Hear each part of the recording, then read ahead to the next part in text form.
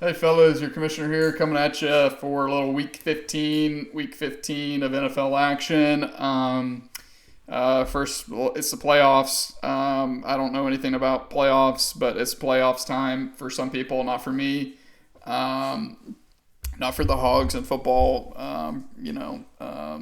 Basketball team won last night. It's great. It's great. We came back and won. We were up down 15, up 18, won by two. Right. So that's baseball. Right. Of course, here this quick video. The last several videos throughout the season have been pretty long. They've been 50 minutes ish. Almost feature length films. A lot of them. This one will not be that. It'll be probably 30 minutes max. Of course, on Monday night, I told you guys I didn't want to. Soto was canceled for the rest of the season. I can only surmise that the unfortunate nature of my exit from the playoffs is due to the fact that I was negligent in my duties this season. I did not. I missed a State of the Union. I was late on several others. I gave up on power rankings. All of the cosmic karma that obviously my team desperately needs, I neglected and shunned. Before we get into everything that went down last week, I want to congratulate our six playoff teams. Of course, our one seed and undisputed number one team, league scoring champion on the season, Mr. Connor Plonk, the Dirty Birds of War. Followed him in the second bye is Duncan, Kicker Lives Matter. After them, you've got Hunter Hawkins and his return to the league. You've got Craig and JD doesn't contribute, and the Cockners or whatever the fuck his team name is. And then you've got Blaine sneaking in there as the at-large team based on having the second highest point total on the season, despite having the most points against and being 6-8. He finds his way in through this new format that we decided to implement this year. That he would not have been in the playoffs if we had not implemented this rule this year. But it's fair, right? This team's really fucking good. It should be in. He should be in. He should be in, right? A team like this, it should be in. And that's why we put the rule in, right? And sometimes maybe teams, also were top five in scoring, maybe they don't get in because of that, right? I mean, this really wasn't much of a race, unfortunately. There wasn't really much controversy surrounding this 6 seed for basically half the season. I mean, Blaine's basically had this locked up all season, and unfortunately, he did not have the record to get in on merit. He had to rely on the automatic qualifier for points, and that allowed him to have a dog shit record week in and week out, with no real risk of not making the playoffs. So, anyways, those are your guys. Obviously, Rip secured a really valiant effort in the final week from Rip. Kind of made it seem like, ooh, maybe Ford could fall down there. Rip cements himself as the horse ass. He will be punished accordingly. That is the official title, right? So I guess it's still kind of up in the air. Really, I think I changed the name of the bracket to the horse ass bracket. It really needs to be the bitch boy bracket. So I'm going to amend that. So the regular season loser is the horse ass. Okay, they will be punished based on different punishments that the league votes on in the end of the year ballot. That's it. Okay, that's it. During the draft, they're exempt unless they lose in the bitch boy bracket. You lose in the bitch boy bracket, whoever becomes 0-3 or 0-2, whoever doesn't win a game in the bitch boy bracket, they will be the bitch boy during draft weekend, however long. Anytime we're there, you're getting drinks, period. You're making drinks, you're getting drinks, you're doing other duties as assigned, whether that's shuttling picks for remote people, whether that's putting stickers up at people's behest. that's you. That's what you're doing. So Savoy, despite his also resurgent effort over the last last 3 weeks, he's really put up a monster point total. He's also that second bye in the Bitch Boy bracket, and that's the bracket you don't want to have a bye in because it gives you one less chance to win a game. So rounding out, you've got myself, Nick, Wilson, and Ford. So, cool. Great deal there. Anyways, let's go ahead here and get into a recap of how the final week of the regular season shook out. We'll start off with our whatever the fuck game of the week. I don't remember. Don't really care to look it up. It was between Craig and Hawk, I think. Craig was facing a win and in scenario. Was it Craig? I don't remember. Whatever. You get the gist. Craig was facing a win and in scenario. Basically, there was no possibility that if he won his game, he wasn't going to make it into the playoffs. There was, but it was very slim, I think. It was very slim. I think if he won, he was always going to be in. So, he controlled his destiny. Josh Allen just went nuclear. Probably the highest points. This is the highest points I've ever seen a single player ever score in fantasy ever. 65 points, 6 touchdowns. He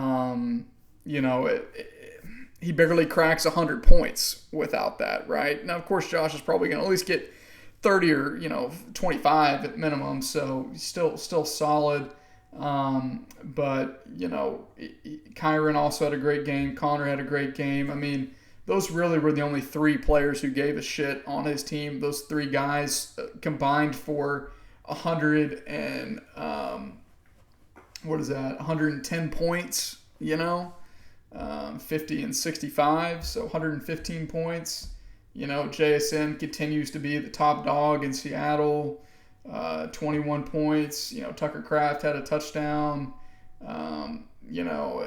And for Hawk, 164 valiant effort, made a furious. He was sitting at 77 points going into Monday night with just Burrow and Chase left.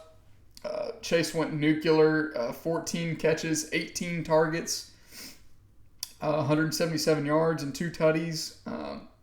Burrow basically only had eyes for him all night. A little more on that later. James Cook unfortunately did nothing. Really interesting there that he only 6 carries. For Buffalo to put up 42 points and Cook to only have 6 carries, only 2 catches.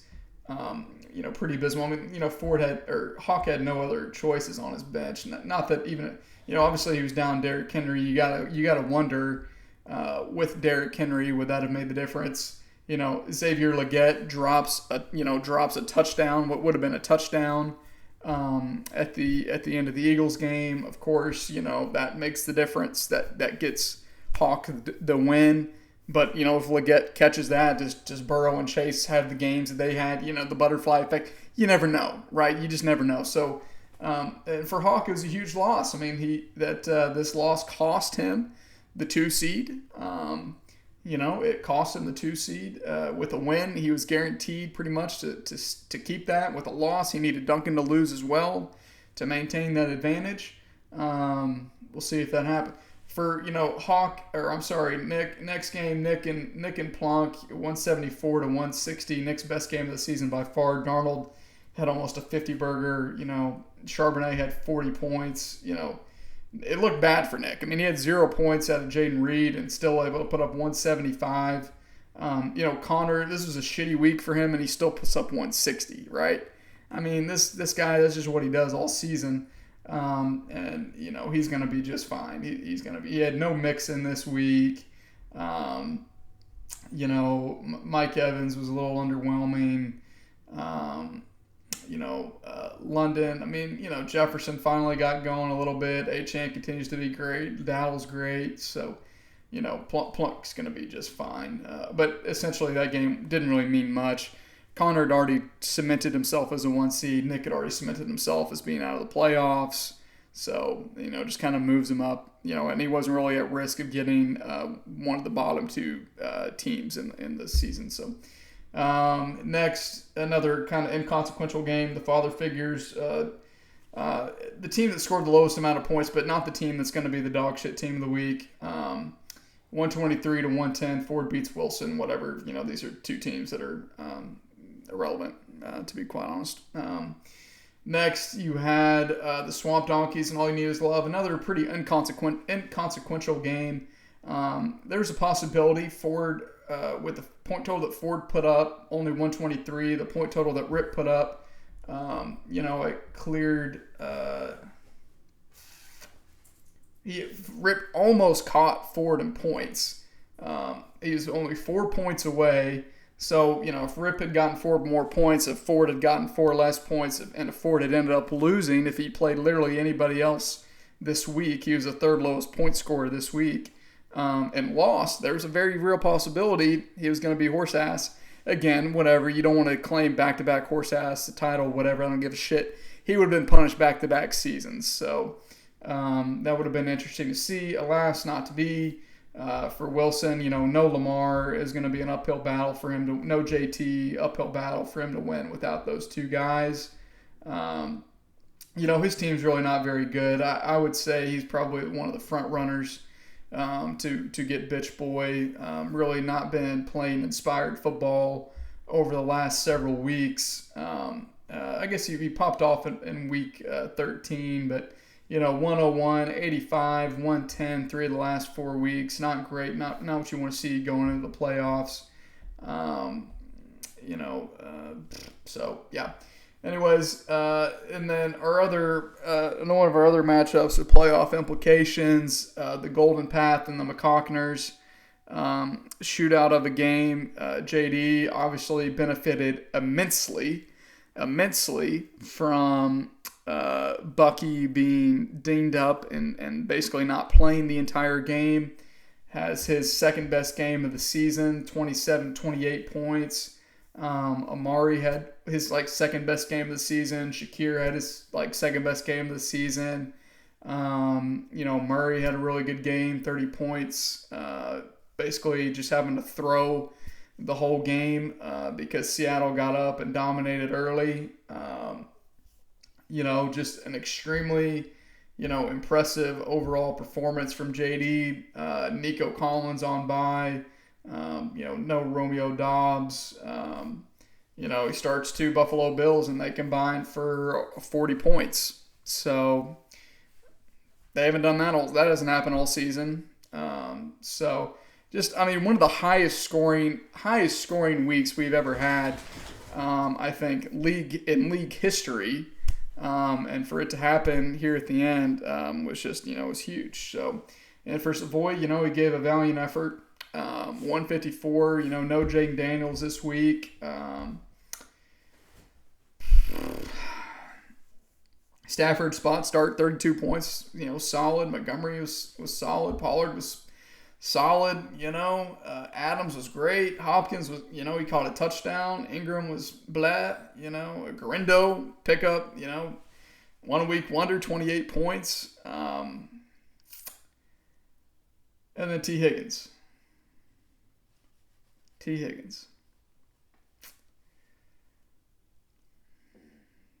Very on brand for T. Guy who doesn't like playing football.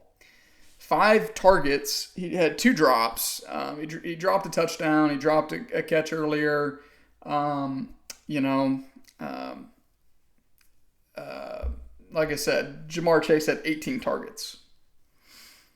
Joe Burrow after the game says, I guarantee that T is going to be back next season, and I'm going to do everything in my power to make sure that happens. Well, in my mind, not throwing the ball is obviously going to hurt his draft stock. So this was T's worst game that he has played in all season. His previous low had been 7.9 points. All he had to do was basically get that, and Savoy wins this game. He had been averaging, since he's been back from injury, he had 19, 32, 19, 16, 31, 14, and it's when you need him most, he vanished. That's what T does. That's what Tee Higgins does. That's who he is as a football player. He's self-aware. He knew it after the game that he blew it for not just me, for owners all over the nation. And that was it. You're going into Monday night. JD's only up 8 points. You got to think with the loss, JD's out. JD had to win this game, and to lose after putting up 158 would be just a real gut punch, a real kick in the nuts for JD. And you know what? I have to give absolute kudos and credit and props to JD and to Craig. They needed to win to control their fate. And even JD, even if he won, he wasn't 100% certainty. All he could do was go out there, put up a lot of points, try to get a win, and hope for the best. Hope that somebody fell flat on their fucking face. All right? And they did it. They did it, right? In a week where there was high scoring all over the league, there were still a couple teams that didn't do shit. They could have fallen into that trap. They did not. They rose above it. They found ways to squeak out wins against some two tough opponents. And, credit to them. And they're in, right? At the end of the day, the fantasy gods are going to put in who they feel is most deserving and most worthy of having that privilege and that honor of being in the playoffs. People that they don't feel like deserve that privilege and that honor, okay, flashing neon sign, they will do everything in their fucking power to make sure that that person or people never make it to the playoffs. Ever. Not for maybe twice out of the last 10 years have some of these people made the playoffs despite doing the right thing or what they think is the right thing every fucking day, every week, sitting down here, bearing your guts and your heart and your soul and your tears and your blood for this. For nothing. Ultimately nothing, right? And I fully understand that there's a very, very, very real possibility that I was going to be one and done in the playoffs. People thought my team was a damn world beaters 3 weeks ago whenever I made a trade with Wilson. And this is why you don't fucking bitch and moan and cry about trades before the season is fully played out. Because as good as that shit looked on paper, what happens? Dog shit, throw up all over themselves, scar up their face, end up in the emergency room, piss their pants, team of the week, keeping the faith. The faith is gone. The faith is dead. It's done. It's over. All right? 113.85 points in a game that I was desperate to win. I needed to control my own faith because time and time again in this league, it's been proven to me that you can't rely on anybody in this league to do something for you. Because it won't work. It won't happen. Hawk could have won. Savoy could have won. Either one of those two scenarios happens, it doesn't matter what my game happens to be. If both of those guys lose, then I've got to win to get in because I'm not going to catch Blaine because Blaine's got a fucking juggernaut of a team. All right? And what does my team do? Obviously, I'm down. Stop. Oh, sleeper. I don't care about picks. I want to disable that. Go back to the game. Thank you. I'm down Cortland Sutton. He's on bye. I lose Christian McCaffrey for the season. I basically had him for 2.5 games all year. And he doesn't do anything really in those games of note. I can't hit on my first round pick. I hit one time. It was last year, Tyreek. All right. My second round pick, DK Metcalf, is averaging 10 points a damn game this season. 10 points. This guy was a second round pick. This guy's on a contract year. He's done nothing all season. Whether that's Gino, whether that's him just sucking, whether it's teams trying to take him away, I don't know, but it's not been good enough. And Lad McConkey finally, he's had injuries all year. He finally decides this is the week I'm tapping out, coach. I can't do it anymore. I can't. I've given everything. I've given too much. He's gone, right? I finally start Keenan Allen. He's had the last 3 weeks on my fucking bench. The last 24 and 25. What happens whenever I start him this week? 7.5, right? Who could have seen that coming? This guy. All right? I got this world beater, Saquon Barkley, the number 1 player in fantasy, right? He's playing the worst rush defense in the league. They should dominate him. They're going to win by 45 points. No, they're in a slog fest. They can't get off the field on 3rd down. Carolina has the ball all fucking game, and Saquon barely cracks 17 points. I'm forced to start a guy like Josh Palmer. Josh Palmer was my 3rd highest skill player this week. That just tells you the state of the commission's team. Brock Bowers, nothing. Michael Mayer had fucking 7 catches. Brock can't hardly get 3. Bucky's back hurt. Oh, my back. You're freaking 22 years old. You don't have back problems. Get your ass in the game. Because that's directly him being out. JD doesn't win this game without Bucky being out. Point blank, period. Rachaad White doesn't have 27 points if Bucky plays the full game.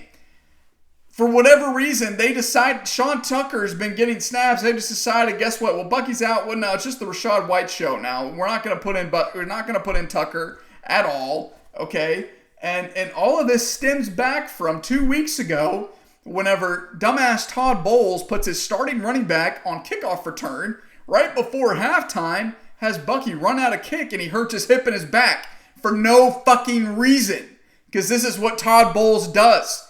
He just gets my players hurt and injured with his inept coaching. And not to be lost in all this, Duncan had a really nice week. 152. He had 33 points from Purdy. He had 20. Obviously, he had a 3 touchdown on Thursday night from Jacobs. I was already behind the 8 ball. BTJ had 0 points halfway through the 4th quarter. Ends up with 18. Tyreek has his best game of the season against his old former papa. Calvin Ridley was solid. Wan'Dale Robinson stat line, 7 for 59. Kelsey was fine. Myers has been good. No McLaurin. No Stevenson. He didn't start Otten, which was the right call. And Duncan was able to find his way into the 2 seed, into the bye. So. It just is what it is, guys. I mean, this is just my lot in life. I'm Jeff Fisher. I mean, if it's not Craig, it's me. Really, it really is. And as well as I draft in the middle to late rounds, you can't win. Your team won't do shit if you're not getting talent, elite talent, at the top of the draft, the top 3 rounds, right? I traded away my 3rd round pick. My 2 second-round picks, JT, did not really that much for my team this season. Trading him for Saquon, who did nothing, and Keenan, who did nothing this week, relatively. DK's done nothing all season. He's had maybe 2 good games, right? Christian McCaffrey has basically not played all season. And the fact that I'm even 7-7, it's a fucking miracle. It's a miracle. If I didn't draft Bucky, if I didn't draft Ladd, if I didn't draft Sutton, if I didn't draft Brock Bowers, this team would be horse ass. This team would be 4-10 like Rip. But I'm sick of just being good enough, right? I'm tired of it. And I don't know what it's going to take, what's going to need to happen. I've repented for my sins. If this goes back to me yelling about Christian Kirk is so fucking good in Craig's living room, that time should be past by now. Where's the statute of limitations, guys? Where is it? I need to see it. I need it to be done. I can't be released from this prison. And it's probably a prison of my own creation. And, like I said, everything that could have gone wrong this week, as so often happens, as I so often find myself in this fucking position towards the last couple of weeks of the regular season almost every year, things don't work out for me, period, ever. They just don't. They don't. It's like clockwork. I know every season, if I'm not in the playoffs, clinched by the last couple of weeks, I will not be in the playoffs. Period. That is a hypothesis that has been proven and tested time after time after time. And you know what? I'm sick of it. I'm sick of the conclusion that's been drawn from this hypothesis. All right. And how's it going to turn around? I have no fucking clue. Will it ever turn around? Probably not. So, whatever. Anyways, let's go ahead here, break up into our preview, our games here. Start off with the bitch boy bracket. I'm playing Ford, whatever. Ford's got some good matchups. Kenny Walker may or may not play. Apparently he's day to day. I heard that he's on the bad side of that. If he doesn't play, he'll probably put in Jaleel McLaughlin, and McLaughlin will have 25 points. I'm probably going to be without Bucky again. I'm probably going to be without McConkey again. Herbert didn't practice today. Who knows? Did McConkey? Yeah, McConkey was limited. I don't know. Maybe he'll play. Bucky was out. Yeah, he's not going to play. Yeah, Bucky's just not going to play. So, if McConkey doesn't play, I guess I'm just going to throw in Josh Palmer again and hope for the best. So, whatever. I think I'll win. My team's better than Ford, but will they win? I don't know, but they should. So, and then the other bitch boy matchup, Nick and Wilson. Nick said he wanted Wilson. He wanted him bad. He got him. Be careful what you wish for, maybe. Wilson's projected to win 142 to 133.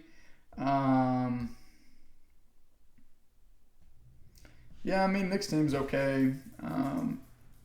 They're probably tier-wise, they're probably about the same, these two teams, to be quite honest with you.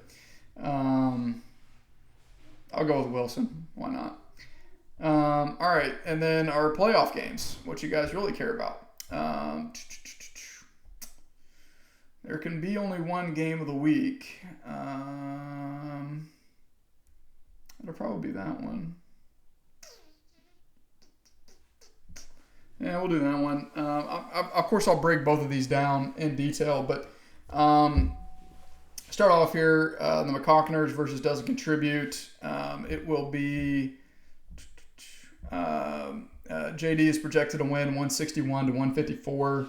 Battle of the quarterback, you got Kyler versus Josh Allen. The way Josh Allen's been playing, I don't care who they're playing. You got to go with him. Battle of the running backs, you got Gibbs and Aaron Jones versus Kyron Williams and James Conner.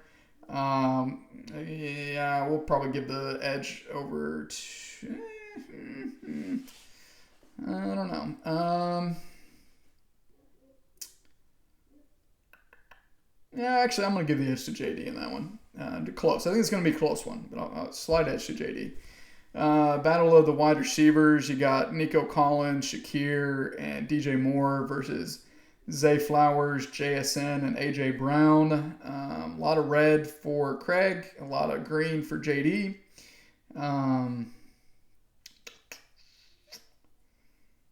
I'll go with JD in that one. Battle of the... We'll see if it's a squeaky wheel game for AJ Brown, though. There's rumors that could be happening, but he'll have Joey Porter on him probably. Joey Porter's good. He's a good cornerback in this league.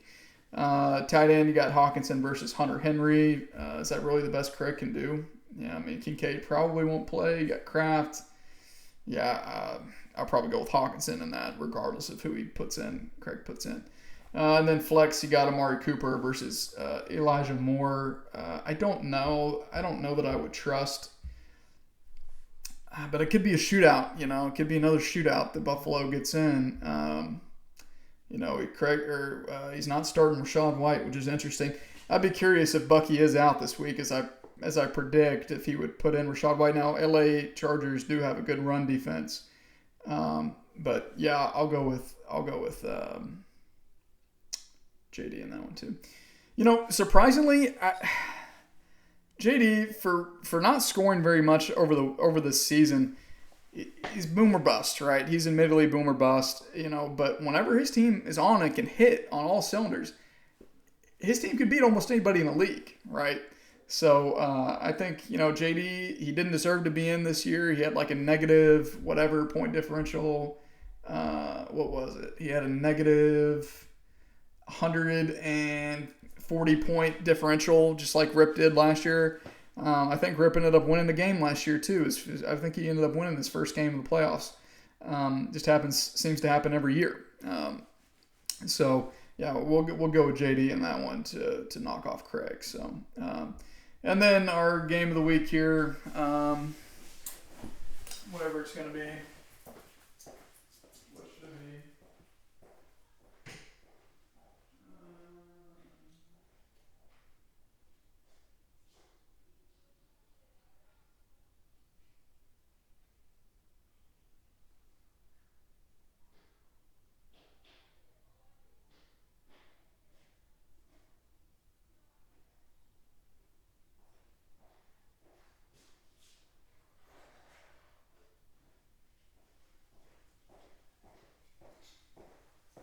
All right, sorry about that. Took a little bit longer than I anticipated.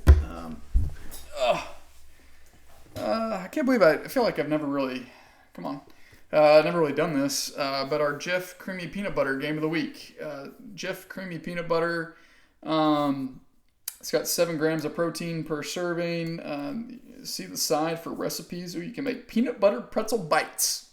Doesn't that just sound delicious? You put in 1 cup of peanut butter, 1 cup of powdered sugar, and you spread it between pretzels.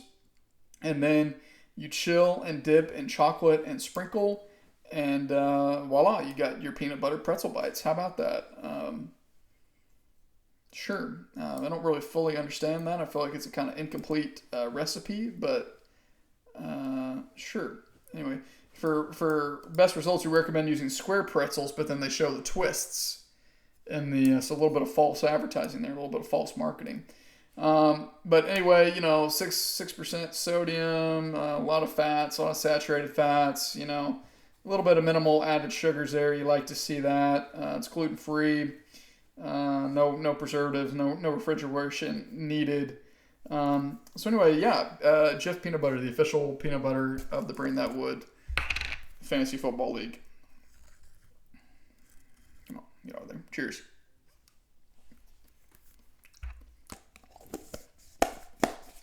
Couldn't tell you the last time I had straight peanut butter. It's been a long time. Maybe the first time ever. Probably not, but it's been a long time. Anyways, game of the week, Swamp Donkeys and Living on Burrow time. Blaine is projected to win 161.45.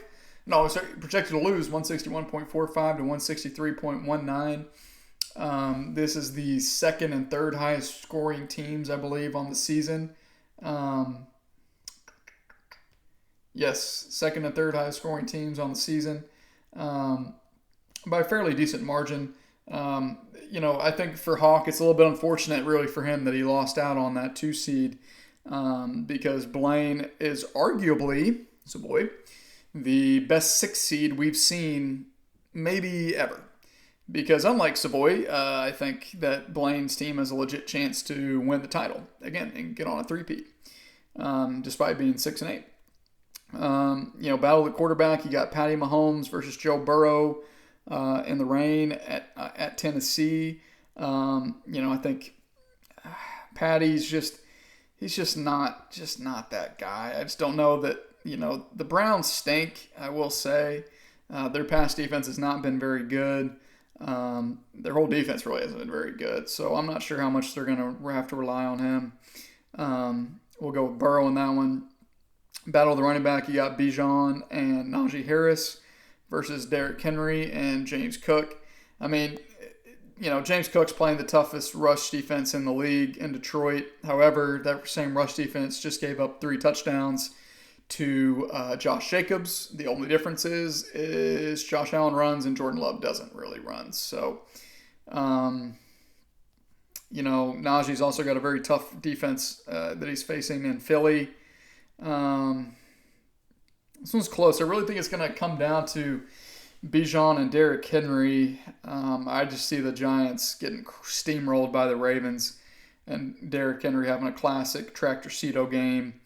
Probably having he's really not been good not been great since like week 9. I could see a 25-point outing from Derrick Henry, and I think Hawk's going to need it. So we'll give a slight edge there to the Hawkster. Battle of the wide receivers, you got Jamar Chase, Waddle, and Downs versus Thielen, Nakua, and St. Brown. You got to think that they're going to need St. Brown a little bit more against Buffalo. And Puka's just been too big to fail, so we'll go with Hawk in that one. Thielen's been solid as well. What a trade that was, right? Talk about snake oil. Tight ends, you got Kittle versus Njoku. Again, Kittle, just too good, too hot. We'll go with Kittle in that one. Njoku's been good too, but yeah, we'll go with Kittle. And then flex, you got Pacheco versus Westbrook-Ikine. Going back to that well, I don't know that I blame him. He doesn't really have many better options, but we'll go with Pacheco on that one. So, ultimately, I do think that the flex and the wide receivers are going to be enough to give Blaine the edge. I like him to pull the upset on Hawk. Like I said, Blaine's my dark horse to win the whole thing. I think he's probably the only person who really has a legit shot at beating Connor, which is great. Not really. Anyways, that's all I got this week, fellas. Good luck to those playing for something. Those on bye, just twiddle your thumbs and wait for next week, I guess. And as always, woo pig. Fuck Tee Higgins.